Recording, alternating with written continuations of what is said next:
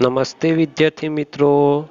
ધોરણ 7 વિષય સામાજિક વિજ્ઞાન પ્રકરણ 2 દિલ્હી સલ્તનત ભાગ 2. આગળના વિડીયોની અંદર આપણે જોયું હતું કે ગુલામ વંશ, ખલજી વંશ, તુગલક વંશ, સૈયદ વંશ અને લોધી વંશ આ 5 વંશના શાસકો જે હતા એમને રાજ્ય કર્યું હતું. પ્રકરણ 1 ની અંદર પણ આપણે જોયું હતું કે રાજપૂત યુગની અંદર જે રાજ્ય વ્યવસ્થા હતી, રાજ્ય કેવી રીતે લોકો ચલાવતા હતા એ વિશે પણ આપણે માહિતી મેળવી હતી. એ જ રીતે આપણે અહીંયા જોઈશું કે દિલ્હી સલ્તનત જે રહી એની અંદર જે પણ શાસકો થઈ ગયા એ શાસકો કેવી રીતે રાજ્ય ચલાવતા હતા, તો એમની રાજ્ય વ્યવસ્થા વિશે આપણે અહીંયા માહિતી મેળવીએ. 13મી સદીની અંદર દિલ્હી સલ્તનત જે હતી એ રાજ્ય વ્યવસ્થાની દ્રષ્ટિએ એક વિશિષ્ટ પ્રકારનું હતું. એમાં આપણે જોઈએ તો સૌથી ઉચ્ચ હોદ્દો હતો એ રાજાનો હતો, એટલે કે બાદશાહ જે હતો એનો હતો. રાજાની જે સત્તા રહી એ સર્વોપરી હતી. ત્યારબાદ આ જે બાદશાહ હતો એને મદદ કરવા માટે મંત્રીઓની પણ નિમણૂક થતી હતી. સેનાપતિ, કારોબારીના વડા અને ન્યાયાધીશ જે રહ્યા એમની સત્તા જે હતી એ સર્વોપરી હતી. હાલ આપણે જોઈએ છીએ કે કોઈ પણ રાજ્ય રહે એનો વહીવટ સારી રીતે કરવો હોય તો મંત્રીઓની જરૂર પડે છે. કોઈ એક વ્યક્તિ દ્વારા વહીવટ જે રહ્યો એ સારી રીતે થઈ શકે નહીં. તો એ જ રીતે દિલ્હી સલ્તનત કાળ દરમિયાન મંત્રીઓ હતા અને આ મંત્રીઓ જે રહ્યા તે સુલતાન જે રહ્યો એને મદદ કરતા હતા. મંત્રીઓ અને અધિકારીઓ જે હતા એમની નિમણૂક રાજા એટલે કે બાદશાહ જે રહ્યો એ ખુદ પોતે જ કરતો હતો. આ જે દિલ્હી સલ્તનતની શાસન વ્યવસ્થા હતી એ મુખ્યત્વે 3 ભાગની અંદર વિભાજિત હતી, જેમાં 1 કેન્દ્રીય વ્યવસ્થા, 2 પ્રાંતિક વ્યવસ્થા અને 3 સ્થાનિક વ્યવસ્થા. આ 3 જે ભાગ રહ્યા એના વિશે હવે આપણે અહીંયા અભ્યાસ કરીશું. સલ્તનતની શાસન વ્યવસ્થા જે રહી એ 3 વિભાગની અંદર વિભાજિત હતી. એમાં સૌપ્રથમ ભાગની અંદર કેન્દ્રીય શાસન વ્યવસ્થા હતી, તો એના વિશે આપણે અહીંયા અભ્યાસ કરીએ. સુલતાન પછી જે પણ મંત્રીમંડળ રહ્યું એ મંત્રીમંડળની સત્તા છે એ સર્વોપરી હતી, એટલે કે બીજા નંબરે એ હતું. એની અંદર આપણે જોઈએ તો સુલતાનના પ્રધાનમંત્રી તરીકે વજીર હતો, જે વહીવટી તંત્રનો વડો હતો. સમગ્ર વહીવટ જે રહ્યો એ આ વજીર દ્વારા થતો હતો. હાલ પણ આપણે જોઈએ છીએ કે દરેક રાજ્યની અંદર મંત્રીમંડળ જે રહે એના અલગ અલગ ભાગની અંદર પણ વિભાજિત કરવામાં આવતું હોય છે. તો એ સમયે આપણે જોઈએ એના અલગ અલગ ભાગની અંદર એ પણ વિભાજિત હતા, જેમાં સેના, પત્રવ્યવહાર, ધર્મ, વિદેશ, ગુપ્તચર વગેરે જેવા અલગ અલગ વિભાગોની અંદર એ વિભાજિત હતું. એ સમયગાળા દરમિયાન હાલના મંત્રીમંડળ જેવી જ વ્યવસ્થા આપણને જોવા મળે છે. હવે આપણે બીજા નંબરે જોઈએ તો પ્રાંતીય શાસન વ્યવસ્થા. પ્રાંત જે હતો એ પ્રાંતને જાગીરની અંદર વિભાજિત કરવામાં આવ્યો હતો, જેને ઇકતા નામે ઓળખવામાં આવતું હતું. આ ઇકતા જે રહ્યું એ બીજું કંઈ નહીં પણ હાલ આપણે જેને રાજ્ય કહીએ છીએ એ સમયે જે તે રાજ્ય જે રહ્યું એને ઇકતાના નામે ઓળખવામાં આવતું હતું. અને આ ઇકતા પ્રથા જે રહી એ આ ઇલ્તુત્મિશના સમયગાળા દરમિયાન શરૂ કરવામાં આવી હતી, જેમાં આખી જે પણ સલ્તનત રહી એ સલ્તનતને પ્રાંતની અંદર વિભાજિત કર્યું હતું. અને એ રીતે ઇકતા પ્રથા જે રહી એની શરૂઆત થઈ. તેના વડાને ઇક્તેદાર કે મુક્તિ કહેવામાં આવતો હતો. અને આ ઇક્તેદારની નિમણૂક જે રહી એ સુલતાન ખુદ પોતે કરતો હતો. તે પ્રાંતની કારોબારી અને ન્યાયતંત્રનો વડો પણ હતો. કોણ? તો આ ઇક્તેદાર રહે તે.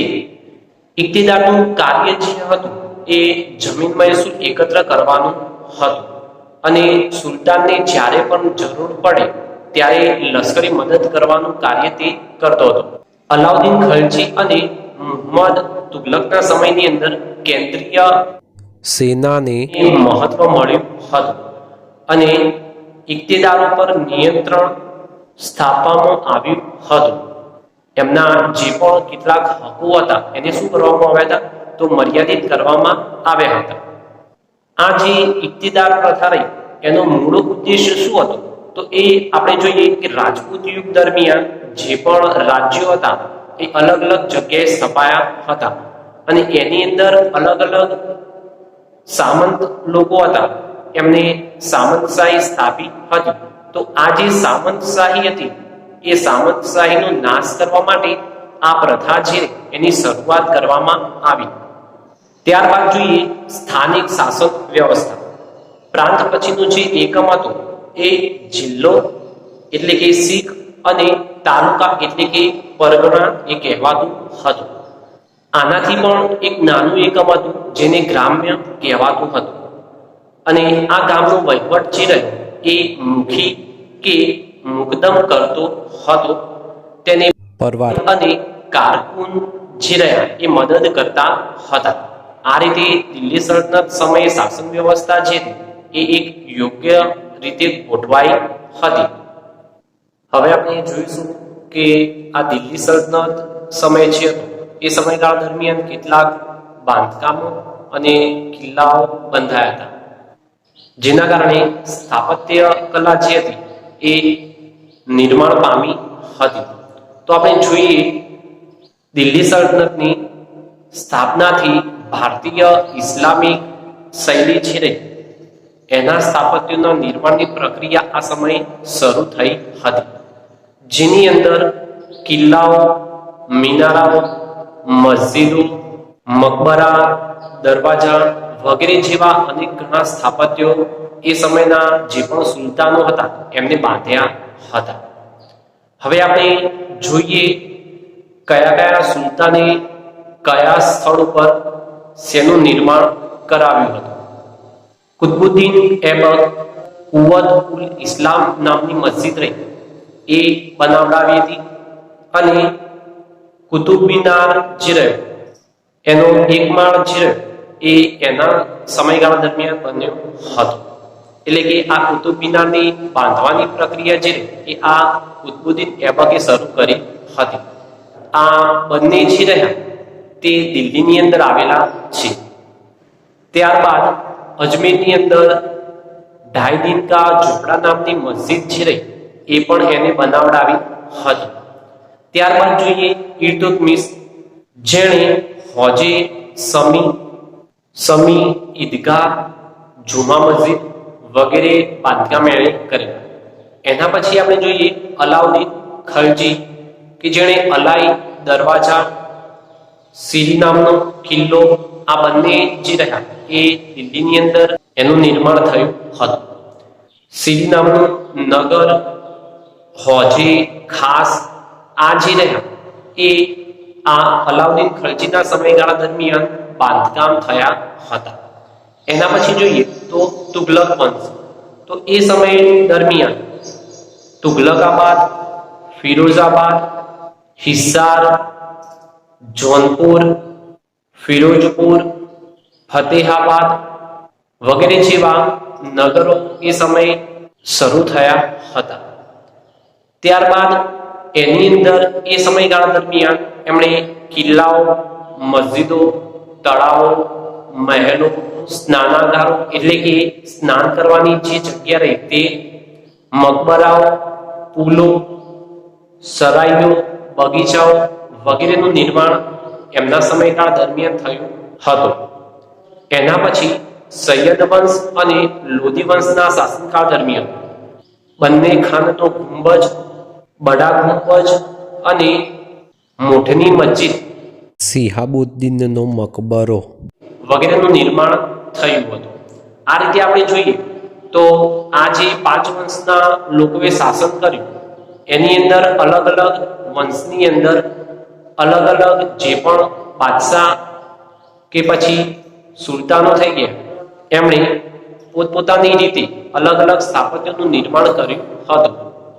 હવે આપણે જોઈશું કે દિલ્હી સલ્તનત જે હતી એ સમયગાળા દરમિયાન દક્ષિણની અંદર બીજા અન્ય મહત્વના રાજ્યો પણ અસ્તિત્વમાં આવ્યા હતા, જેમાં વિજયનગર સામ્રાજ્ય જે રહ્યું એ પણ દક્ષિણ ભારતનું એક હિન્દુ રાષ્ટ્રનું મહત્વનું એક નગર હતું. હવે એના વિશે આપણે અભ્યાસ કરીએ. તુગલક વંશ દરમિયાન દિલ્હી સલ્તનતની વિઘટનની પ્રક્રિયા છે એ શરૂઆત થઈ અને સૈયદ વંશ અને લોધી વંશ આ બંને સમયગાળા દરમિયાન એની પ્રક્રિયા જે હતી એટલે કે અલગ અલગ થવાની એ ઝડપી બની. સાથે સાથે તૈમુરલંગ જે હતો આ તૈમુરલંગે દિલ્હી ઉપર આક્રમણ કર્યું અને એના કારણે પરિસ્થિતિ જે હતી એ ખૂબ જ વિકટ બની, ગંભીર બની. ઉત્તર ભારત અને દક્ષિણ ભારતના કેટલાક પ્રદેશો જે હતા એ પ્રદેશો પણ કેવા થવા લાગ્યા તો સ્વતંત્ર બનવા લાગ્યા, જેમાં વિજયનગર, બહમની, માળવા, મેવાડ, બંગાળ અને જોધપુર વગેરે હતા. એમાં દક્ષિણની અંદર હરિહર રાય અને બુક્કારાય નામના જે બે ભાઈઓ રહ્યા એમણે ઈસવીસન 1336 ની અંદર દક્ષિણ ભારતની અંદર તુંગભદ્રા નદી છે એ તુંગભદ્રા નદીના કિનારે એક નવા નગરની એમણે સ્થાપના કરી. આ જે નવું નગર હતું વિજયનગર, એને પોતાની રાજધાની બનાવી, જેમાં એમના ગુરુ જે રહ્યા સ્વામી વિદ્યારણ્ય એમને આ નવું નગર વસાવવા માટે એમને પ્રેરણા આપી હતી અને એના કારણે એમના ગુરુના નામ ઉપરથી સૌપ્રથમ આ જે નગર વસાવવામાં આવ્યું એનું નામ પાડવામાં આવ્યું હતું અને એ હતું વિદ્યાનગર, કે જે નામ આપ્યું એ એમના ગુરુ સ્વામી વિદ્યારણ્યના નામ ઉપરથી રાખવામાં આવેલું છે. ત્યાર પછી આ જે નગર રહ્યું એની અંદર કેટલાક પ્રતાપી શાસકો થઈ ગયા અને એ શાસકોએ યુદ્ધની અંદર પોતાના વિજયો પ્રાપ્ત કર્યા અને એના કારણે પાછળથી આ જે વિદ્યાનગર હતું એનું નામ બદલી એમણે વિજયનગર નામ આપવામાં આવ્યું. હવે આપણે જોઈએ તો સંગમ વંશના રાજાની અંદર હરિહર રાય અને બુક્કારાય નામના બે ભાઈઓ થઈ ગયા. બીજું વિજયનગર સામ્રાજ્ય જે હતું એની અંદર આગળ આપણે જોયું કે સલ્તનત સમય કેટલાક વંશો થઈ ગયા. એ જ પ્રમાણે આ વિજયનગર સામ્રાજ્યની અંદર પણ કેટલાક વંશો થયા, જેની અંદર સંગમ વંશ, સાલુબ વંશ, તુલુબ વંશ અને અરબીડુ વંશના શાસકોએ શાસન કર્યું હતું. એમાં હરિહર રાય પ્રથમ અને બુક્કારાય નામના જે બે ભાઈઓ હતા એમણે આ વિજયનગર જે હતું એ એક નાના રાજ્યને મોટું વિશાળ સામ્રાજ્ય બનાવવામાં ઘણું બધું યોગદાન આપેલું છે. સાલુ વંશના લોકો જે રહ્યા એમણે આશરે 20 વર્ષ સુધી આ વિજયનગરની અંદર રાજ્ય કર્યું હતું અને ત્યારબાદ તુલુ વંશ જે રહ્યો એ તુલુ વંશની સ્થાપના થઈ. હવે આપણે તુલુ વંશની અંદર એક પ્રતાપી શાસક થઈ ગયા જેમનું નામ હતું કૃષ્ણદેવરાય. તો એમના વિશે આપણે હવે અભ્યાસ કરીએ. તુલુ વંશની અંદર કૃષ્ણદેવરાય શ્રેષ્ઠ શાસક હતા, જે માત્ર તુલુ વંશના જ નહીં પરંતુ સમગ્ર વિજયનગર સામ્રાજ્ય જે રહ્યું એના એક સર્વશ્રેષ્ઠ શાસક સાબિત થયા. આ ઉપરાંત તે વિજયનગર સામ્રાજ્યથી પણ આગળ વધીને એ સમગ્ર ભારત જે રહ્યું એ એક ભારતના મહાન શાસક બનવાનું શ્રેય એમને પ્રાપ્ત થયું. એમનું મોટાભાગનું જીવન જે હતું એ યુદ્ધ મેદાનની અંદર જ એમને વ્યતીત કરેલું હતું. એમણે ઘણા બધા યુદ્ધો કર્યા અને એ યુદ્ધની અંદર એઓ વિજયી પણ બન્યા હતા. એમ છતાં પણ વહીવટી તંત્ર જે ચાલતું હતું એની પણ એમને ઉપેક્ષા કરી હતી નહીં. રાજ્યની અંદર એમણે કેટલાક સુધારાઓ પણ કર્યા, જેમાં આપણે જોઈએ તો તળાવો, નહેરો ખોદાવવી, ખેત તલાવડીઓ બનાવવી વગેરેને સમૃદ્ધ બનાવ્યું હતું. બીજું, અયોગ્ય જે પણ વેરાઓ હતા એ વેરાઓને એમણે નાબૂદ કર્યા હતા અને એની સાથે એમણે પ્રજાનો પ્રેમ પણ મેળવ્યો હતો. વિજયનગરની પાસે એમણે નાગલપુર નામનું એક નવા નગરની પણ સ્થાપના કરી. એ જગ્યાએ એમણે અનેકવિધ ઇમારતો બનાવડાવી અને સાથે સાથે મંદિરો પણ બનાવડાવ્યા અને એના દ્વારા એને સુશોભિત કર્યું હતું. ત્યારબાદ આ જે કૃષ્ણદેવરાય રહ્યા એ પોતે એક વિદ્વાન હતા. તેમણે સંસ્કૃત અને તેલુગુ ભાષાની અંદર ગ્રંથોની પણ રચના કરી, જેમાં અમુક માલ્યદા નામનો ગ્રંથ રહ્યો એ એમને લખેલો છે. એમણે સાહિત્ય કલા જે હતી એને પણ પ્રોત્સાહન આપ્યું અને એના પરિણામે એમને આંધ્રના ભુજ તરીકે ઓળખવામાં આવે છે. એટલે કે આંધ્રના ભુજનું પણ એમને બિરુદ મળ્યું. જે રીતે આપણે આગળ જોઈ ગયા કે ભુજ રાજા જે હતો એ પણ એક સારો લેખક હતો અને એના સમયગાળા દરમિયાન પણ એને વિદ્વાનોને આશ્રય આપ્યો હતો. આ જે કૃષ્ણદેવરાય રહ્યા એમના અવસાન બાદ વિજયનગરની અંદર આંતરિક ખટપટો ચાલી અને સંઘર્ષ સાથે સાથે કાવતરા પણ શરૂ થયા. એટલે કે એકબીજા લોકો જે રહ્યા એ શાસન ન કરે એ માટેના દાવપેચો પણ શરૂઆત અહીંયાથી થયા હતા. 23મી જાન્યુઆરી 1565 ની અંદર તાલીકોટાનું એક યુદ્ધ થયું અને આ યુદ્ધની અંદર મુસ્લિમ રાજ્યોનો બનેલો એક સંઘ હતો. એ સંઘે આ વિજયનગર સામ્રાજ્ય પર હુમલો કર્યો અને એને હરાવ્યું. યુદ્ધ બાદ એક સદી સુધી એટલે કે 100 વર્ષ સુધી આ જે વિજયનગર સામ્રાજ્ય હતું એ એમને એમ ટકી રહ્યું હતું. એના ઉપરથી આપણને ખ્યાલ આવે છે કે એ સમયે આ વિજયનગર સામ્રાજ્ય જે હતું એ કેવું સમૃદ્ધ અને કેવી એની સામાજિક રચના ગણીએ કે સાંસ્કૃતિક રચના આપણે ગણીએ તો એનું કેટલું વ્યવસ્થિત રીતે ગઠન થયેલું હશે. પહેલા જેટલી આ જે વિજયનગર સામ્રાજ્ય રહ્યું એ નામના મેળવી શક્યું હતું નહીં અને એણે ભવ્યતા પણ એટલી પ્રાપ્ત કરી શક્યું નહીં, કેમ કે એ શાસન જે હતું એ હવે મુસ્લિમ લોકોએ લઈ લીધું હતું. ત્યારબાદ આપણે જોઈએ વિજયનગર સામ્રાજ્યની જેમ બહમનીનું રાજ્ય જે હતું એ પણ એ સમયે એટલું જ વિશાળ હતું. ઈસવીસન 1347 ની અંદર દક્ષિણની અંદર જફર ખાન જે રહ્યો એણે બહમની રાજ્યની સ્થાપના કરી હતી. એટલે કે બહમની રાજ્ય જે રહ્યું એની સ્થાપના કોણે કરી હતી? તો જફર ખાને કરી હતી.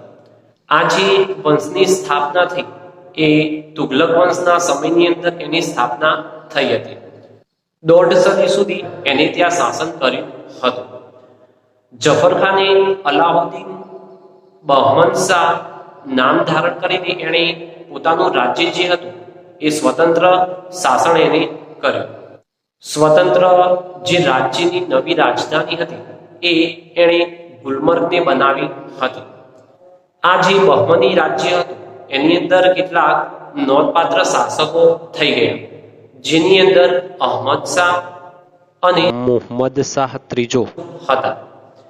એમાં અહમદ શાહ જે રહ્યો આ અહમદ શાહે જે પણ રાજધાની ગુલમર્ગ હતી ત્યાંથી એને સ્થળાંતર કરી બીડરની અંદર એણે ખસેડી હતી અને આ બીડરની અંદર અહમદ શાહે અનેક બાંધકામો પણ કરાયા, ત્યાં ઇમારતો પણ બનાવડાવી. મુહમ્મદ શાહ ત્રીજો જે હતો એનો વજીર મહમદ ગવા હતો અને આ મહમદ ગવાએ સક્ષમ એટલે કે એક મજબૂત વહીવટી તંત્રની એણે રચના કરી અને આ જે બહમની રાજ્ય હતું એણે પૂરેપૂરું મજબૂત બનાવી દીધું. એના પછી આપણે જોઈએ તો મુહમ્મદ શાહ બહમાની બીજાના સમયની અંદર રાજ્યની તમામ જે પણ સત્તાઓ હતી એ સત્તાઓ તેણે વજીર કાસિમ બરીદના હાથની અંદર સોંપી દીધી. અને આ રીતે આપણે જોઈએ તો આ જે બહમની રાજ્ય હતું એ બહમની રાજ્યનો શું થયો તો અંત આવ્યો. અને જે બહમની રાજ્ય વિશાળ હતું એ અલગ અલગ ટુકડાઓની અંદર એ પણ વિભાજિત થઈ ગયું, જેના 5 અલગ અલગ સ્વતંત્ર રાજ્યો બનેલા, જેની અંદર આપણે જોઈએ તો બીજાપુર, અહમદનગર, ગોલકોંડા, બીડર અને બરાર વગેરે રાજ્યોની અંદર આ જે બહમની રાજ્ય હતું એ વિભક્ત થઈ ગયું. આ રીતે આપણે જોઈએ તો આ જે દિલ્હી સલ્તનત હતી એની અંદર ઈસવીસન 1206 થી કુતુબુદ્દીન ઐબકના સમયથી શરૂઆત કરી ઈસવીસન 1526 ની અંદર બાબર જે રહ્યો એનો વિજય થયો અને આ જે ઇબ્રાહિમ લોદી હતો એની હાર થઈ.